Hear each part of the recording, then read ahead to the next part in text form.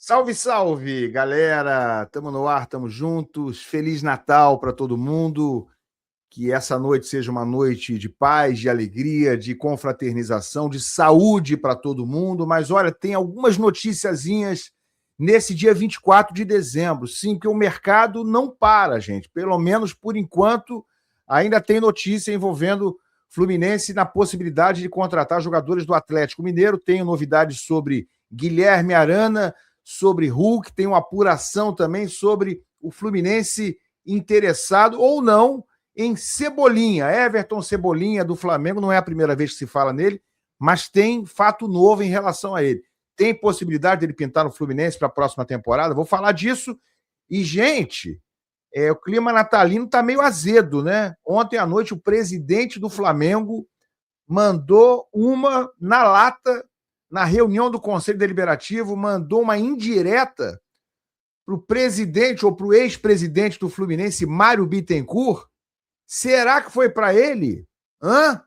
Vem comigo.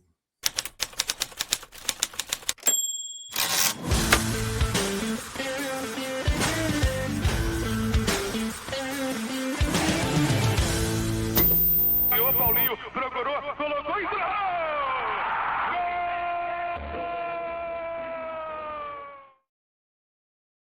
Ho, galera! Natal tá aí, Natal chegou, mas dá tempo da gente ter uma resenha aqui rapidinho antes da gente ir lá para as rabanadas, né? Para as comidonas do Natal. Se inscreve no canal se você ainda não é inscrito aqui no canal Ilan FC. Você está chegando hoje, está me conhecendo hoje, muito prazer. Estamos aqui para a gente falar sempre sobre futebol e principalmente sobre as coisas do Fluminense. Se inscreve se você não for inscrito, estamos a caminho de 80 mil inscritos. Larga o like, que é importantíssimo e também é de graça. É o presente seu de Natal para mim, é o seu like, é a sua presença, é a sua inscrição. E deixa o hype também, tem botão de hype aí agora aí embaixo. E tudo isso me ajuda demais e não custa nada para você. Galera, notícias, né, sobre contratações, sobre possibilidade. O Fluminense já fechou com o James, né, que é um zagueiro do Mirassol. Isso aí está tudo sacramentado. A informação foi trazida anteontem pelo Vene Casagrande. O primeiro a ter dado a informação foi o Vitor Lessa sobre as tratativas, mas o Vene Casagrande disse que o Fluminense já fechou e que ele se apresenta agora dia 26. O Fluminense ainda não confirmou, mas eu confio nessa informação. O zagueiro de 25 anos do Mirassol, com custo de 4 milhões de dólares.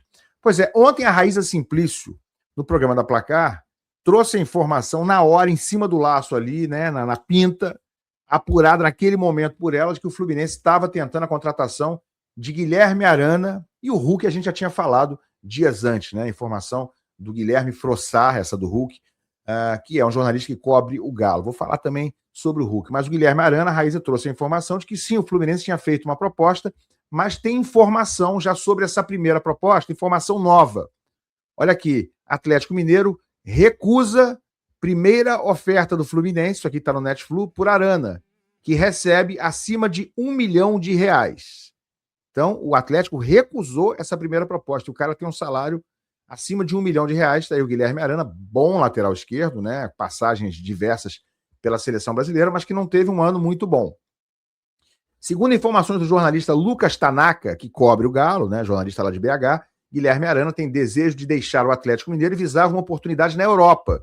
No entanto, após não receber propostas, ele já vê com bons olhos uma transferência no mercado interno. Mas conforme um repórter, o Tanaka, diante dos movimentos do Galo para contratar outros dois laterais, sendo eles Renan Lodge e Juninho Capixaba, a tendência é realmente pela saída de Arana do Atlético Mineiro. Apesar disso, Tanaka revelou que o Atlético recusou a primeira proposta do Fluminense.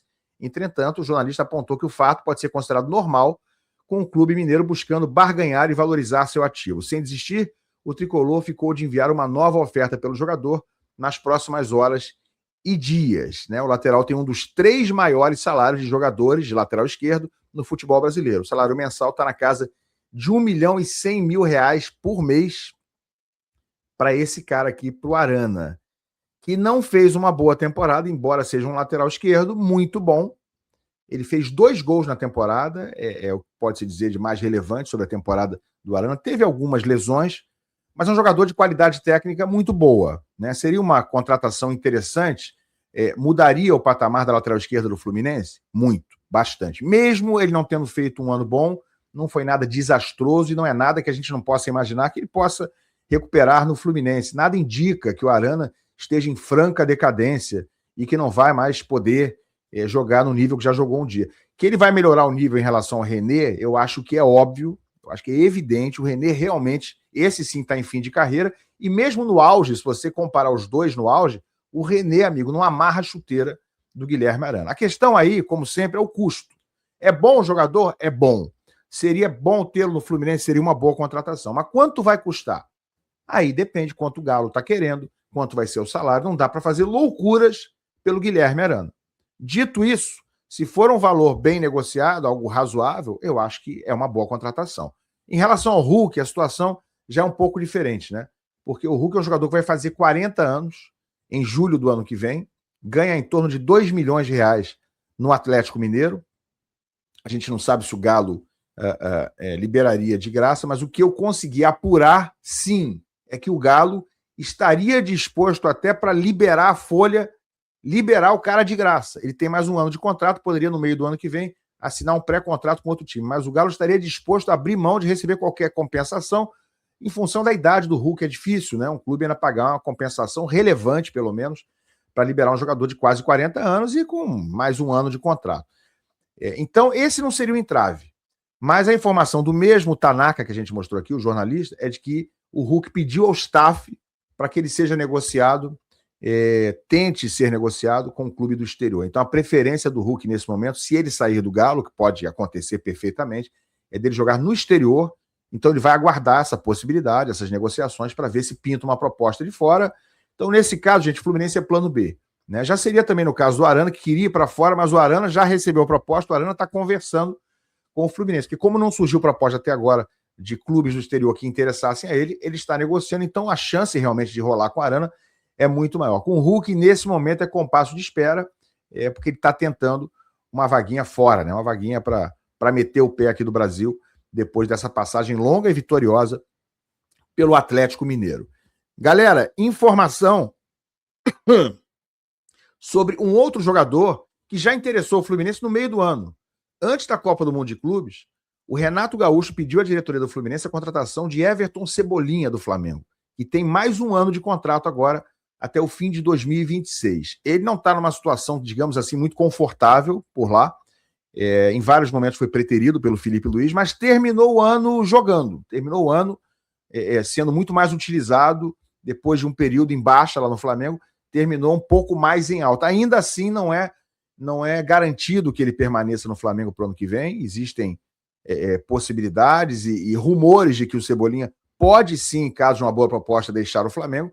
E aí tem informação aqui sobre o interesse do Fluminense de novo. Tinha acontecido na época do Renato e agora, olha aqui essa informação trazida pelo jornalista Paulo Brito lá no X, no Twitter, né, dizendo o seguinte: Fluminense observa a situação de Everton Cebolinha. Staff do atleta não descarta a saída do Flamengo. Tem informação sobre isso aí também, tá? Vou trazer já já informação complementar. A diretoria do Fluminense está decidida a fazer movimentos mais ousados, e aí fala do Hulk, etc. E aí ele fala o seguinte, ó, nesse contexto, um nome que vem sendo analisado com cautela e mantido sob absoluto sigilo é o de Everton Cebolinha. Sigilo até agora, né? Porque agora o Paulo Brito está revelando aqui.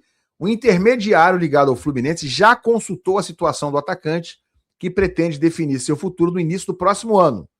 Vinculado ao Flamengo até o fim de 2026, Cebolinha poderá, a partir do meio do ano que vem, assinar um pré-contrato com qualquer clube sem custos de transferência no meio do ano que vem.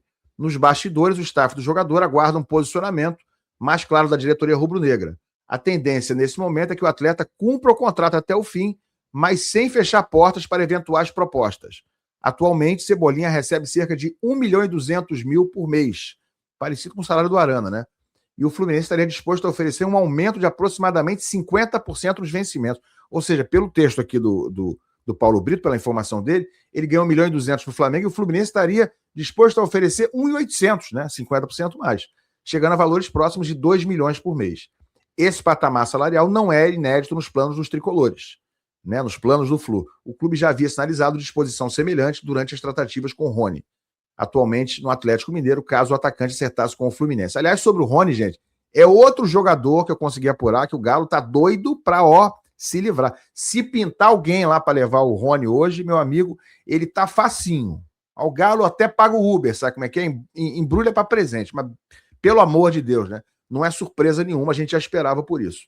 A diretoria ofereceria uma compensação financeira ao Flamengo pelo Cebolinha para viabilizar a operação, embora a rivalidade histórica entre os clubes por si só seja um fator que pode dificultar o avanço das conversas. Aqui uma imagem do Cebolinha disputando bola com o Canóbio, certamente nesse último jogo em que o Fluminense venceu o Flamengo, no último Fla-Flu que aconteceu esse ano. Bom, gente, então sobre Cebolinha é isso aí, e o que eu apurei é o seguinte, além das informações que estão aí do Paulo Brito. O staff do Everton Cebolinha está aguardando outras propostas, está querendo ouvir outras propostas, sabe do interesse do Fluminense, sim, dessa consulta, dessa sondagem, mas está querendo ouvir outras propostas. E eu até, e aí agora já é uma dedução minha, já é uma suposição minha. Eu acho que no lugar do Cebolinha, ele deve estar achando melhor, se fosse transferir para um clube brasileiro, não ir para o Fluminense, né? Aquela situação que a gente sabe habitual do cara sair de um time e ir para o maior rival, né? Pelo menos dentro da mesma cidade. Imagina o cara sair do Flamengo e ir para o Fluminense. Ele fica realmente de mal, né? Ele fica com uma imagem muito arranhada com o ex-clube dele. Seria a mesma coisa do Martinelli hoje sair para o Flamengo, do John Arias quando foi para o Wolverhampton ter ido para o Flamengo, ou voltar agora para o Flamengo. Aconteceu com o Pedro, né? Aconteceu com o Gerson. É complicado. Então, na cabeça do staff do Cebolinha, do próprio Cebolinha, deve ser melhor para ele pensar, bom, se eu for para o Brasil, é melhor ir para um outro estado e não para um grande rival do Flamengo, que seria o caso do Fluminense. De toda forma, há o interesse, há essa sondagem, informação do Paulo Brito, e eu tenho essa complementação de que, sim, eles estão cientes, né? O staff do Cebolinha está ciente disso, mas está preferindo aguardar, preferindo escutar outras possibilidades no futebol brasileiro. O que eu acho do Cebolinha? Acho um ótimo jogador. Acho um ótimo jogador. Seria útil no Fluminense? Seria bastante útil. Ele é melhor hoje do que Kevin Serna e do que Canóbio? Na minha opinião, sim. Na minha opinião, é mais jogador, oscilou durante esse ano. Os dois que eu citei do Fluminense tiveram bons momentos, são jogadores que podem estar no elenco, mas o Cebolinha, a meu ver, tecnicamente está acima dos dois. Agregaria ao time do Fluminense? Acho que agregaria bastante. Não sei se vale isso tudo. É o mesmo caso do Arana. Vale a pena pagar essa fortuna no Cebolinha, 1.800.000 por mês? Cara, se você entender que dentro disso estarão luvas, né, diluídas, 1.800.000, mas sem luvas, porque não vai ter valor, digamos assim, de compensação financeira. Mas aí teria que ser só no fim do ano, né? Porque o Flamengo vai querer compensação financeira. Para liberar ele agora, iria querer compensação, ainda mais sendo para o Fluminense, obviamente. Então, eu, na verdade, não acredito nessa negociação. Eu acho que ela não vai acontecer, porque o Flamengo vai dificultar, o Flamengo vai querer muita grana, a não ser que propusesse uma troca, né? Que talvez fosse interessante para eles, por algum jogador do Fluminense. Eu não vou sugerir nada aqui, não, tá? Mas eu acho uma negociação muito difícil de acontecer. Primeiro, porque o próprio Cebolinha vai preferir para um outro estado. Segundo, porque o Flamengo vai querer dinheiro para liberar o jogador. Agora, bom, o Cebolinha é um bom jogador. Eu acho que é um jogador, nesse momento, que no time do Fluminense seria titular. Acho que agregaria, está acima da média do que tem hoje dentro do Fluminense. Se você discorda de mim, pode botar aqui embaixo, não tem problema. Estou dizendo que ele é craque não, tá? Mas tecnicamente é bom jogador. Comenta aqui embaixo, eu quero saber sobre a opinião sua em relação ao Cebolinha, em relação também ao Arana, em relação ao Hulk. Mas olha, gente, vou mostrar para vocês algo que aconteceu. Estamos falando aqui, né? Falando do Cebolinha. Cara, olha o que aconteceu ontem lá na reunião do Conselho Deliberativo do Flamengo. Minha gente também está aqui no... O próprio Paulo Brito botou no perfil dele, que disse o presidente do Flamengo, e aí me diz para quem foi essa indireta aqui, tá? Eu acredito que em 2029 o único clube do Brasil que não seja SAF seja o Flamengo. Eu vejo muitos dirigentes de clube tocando o clube de maneira leniente para piorar o resultado, para chegar e dizer, olha para o Flamengo, como é que eu vou competir com esses filhos das putas? Só se eu virar SAF. Eu tenho um investidor e, para deleite de vocês, eu estou aqui para ser o CEO da SAF. Isso está acontecendo com vários clubes no Brasil, enquanto eu estou falando com vocês. Será que está acontecendo? Reconheceu isso aí? Pareceu familiar? Falar aqui diretamente. Será que foi uma indireta para o ex-presidente do Fluminense, Mário Bittencourt, que agora está tomando conta do futebol? Porque a história bate certinho, né, gente? Menos a parte aí, que aí já é a opinião do BAP. Menos a parte que ele diz que o futebol está sendo tocado de forma leniente. É uma forma de dizer que estão tocando o clube de uma forma propositalmente para dar errado, para faltar coisa, para dizer que a situação é ruim, para vender a ideia da SAF. Foi isso que disse o BAP. Se o Mário Bittencourt fez isso propositalmente ou não, aí é a opinião do BAP, não sou eu que estou dizendo. Eu acho que pode não ter sido proposital. Eu acho que ele fez muita cagada, muitos atos de incompetência, e eu julgo como atos de incompetência. Agora, se foi proposital, aí já fica aí no discurso do BAP. Foi para o Mário? Foi para vários? Para quais outros teria sido? Porque nesse momento, quem é que está fazendo, quem é que está negociando o SAF, quem é que apresentou investidor e falou, não verbalizou, mas todo mundo sabe que ele é o nome para ser o CEO. Isso não é segredo mais, porque o próprio pessoal que fez a proposta da SAF no Fluminense já falou que o Mário será CEO. O próprio Matheus Montenegro, o novo presidente, já falou sobre isso também. Então, não tem segredo. Agora, é familiar demais, né? Se não foi indireta, se isso aí não está falando do Mário Bittencourt, eu queria saber de quem que ele está falando. Porque se não foi, parece, né? Parece muito. O que vocês acham? Bota a opinião aqui embaixo. Galera, Feliz Natal. Seja um ano maravilhoso, boas festas, que 2026 a gente continue junto e, sobretudo, quero agradecer a todos vocês que estiveram comigo aqui em 2025. Muito obrigado aqui do fundo do meu coração e eu prometo continuar combatendo o bom combate, fazendo bom jornalismo e trabalhando para vocês e por vocês. É para vocês que eu trabalho, né? Sem vocês, eu não sou ninguém, o meu canal não existe. Muito obrigado, saúde para todo mundo, muito obrigado e um grande Natal para todos vocês. Obrigado, gente. Tchau.